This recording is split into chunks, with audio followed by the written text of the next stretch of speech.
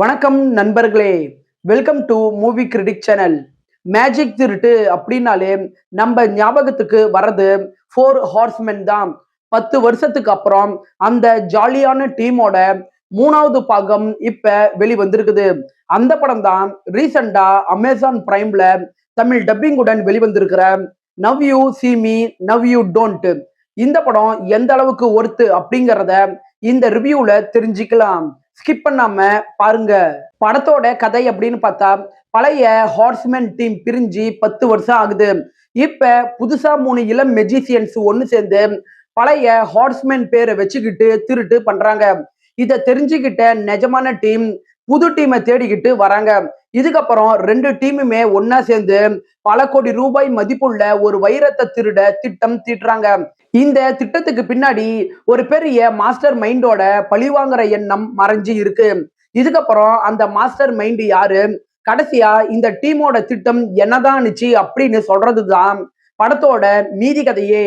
படத்தோட பாசிட்டிவ் அப்படின்னு பார்த்தா, படத்துல ஜெஸ்ஸி ஐசன்பெர்க், உடி ஹாரல்சன் போன்ற பழைய நடிகர்கள் தங்களுக்கே உரிதான அந்த நக்கலான பாணியில நல்லாவே கலக்கி இருக்கிறாங்க. படத்துல புதுசா வர அந்த 3 இளம் மெஜிசியன்ஸ் படத்துக்கு புதுவித ஒரு உணர்வை நல்லாவே கொடுக்கறாங்க. இந்த படத்தோட பெரும்பாலான காட்சிகள் லண்டன் மற்றும் மக்காவுல நடக்கிற மாதிரி தான் கொண்டுட்டு வரப்பட்டிருக்குது. ஸோ அந்த நகரத்தோட லொகேஷன்ஸ் ஆகட்டும், அந்த இடங்கள்ல நடக்கிற மேஜிக் காட்சிகளை விஷுவல்ஸ் மூலமா இவங்க கொண்டுட்டு வந்த விதங்களாகட்டும், இதெல்லாம் படத்துல பிரம்மாண்டமா இருக்குது. இந்த படம் 2 மணி நேரத்துக்குள்ள இருக்கிற மாதிரி தான் கொண்டுட்டு வரப்பட்டிருக்குது.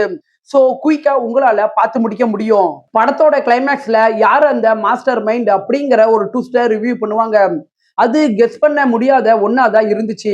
படத்தோட குறைகள் அப்படின்னு பார்த்தா, படத்துல கதாபாத்திரங்களோட எண்ணிக்கை நிறைய இருக்குது. பல கதாபாத்திரங்களுக்கு திரையில பெருசா முக்கியத்துவம் தரப்படல. படத்தோட திரைக்கதையை பத்தி சொல்லணும்னா, ஆடியன்ஸுக்கு அடுத்து என்ன நடக்க போகுது அப்படிங்கிற ஒரு பரபரப்பை பெருசா ஏற்படுத்தாம பிளாட்டா தான் திரைக்கதை மூவ் ஆகுது. இந்த படம் மேஜிக்கை பேஸ் பண்ண ஒரு படமாவே இருந்தாலும், சில இடங்கள்ல இந்த படம் பார்க்கறதுக்கு பசில் சால்வ் பண்ற எஸ்கேப் ரூம் பட பாணியில தான் இந்த படம் மூவ் ஆகுது. படத்துல சில இடங்கள்ல லாஜிக் இல்லா காட்சிகளை உங்களால ஃபீல் பண்ண முடியும். ஓவராலா இந்த படம் உங்க டைமுக்கு ஒர்த்தான ஒரு ஆவரேஜான படம் தான் இந்த படம். 10க்கு 6 ரேட்டிங் கொடுக்கலாம். படத்தோட கிளைமேக்ஸ்ல ஒரு இடத்துல லிப்லாக் முத்த காட்சி ஒண்ணு வருது. ஸோ ஃபேமிலியோட பாக்குறதுக்கு முன்னாடி யோசிச்சுக்கோங்க. இந்த படம் தமிழ் டப்பிங்லயே இருக்கு. என்னுடைய ரிவ்யூ உங்களுக்கு பிடிச்சதுன்னா மறக்காம லைக் பண்ணி சப்ஸ்கிரைப் பண்ணுங்க. நான் அடுத்து போடக்கூடிய வீடியோஸ் மற்றும் ஷார்ட்ஸ் உங்களுக்கு உடனே வரும். உங்களோட கருத்துக்களை கமெண்ட்ல பதிவிட மறந்துடாதீங்க.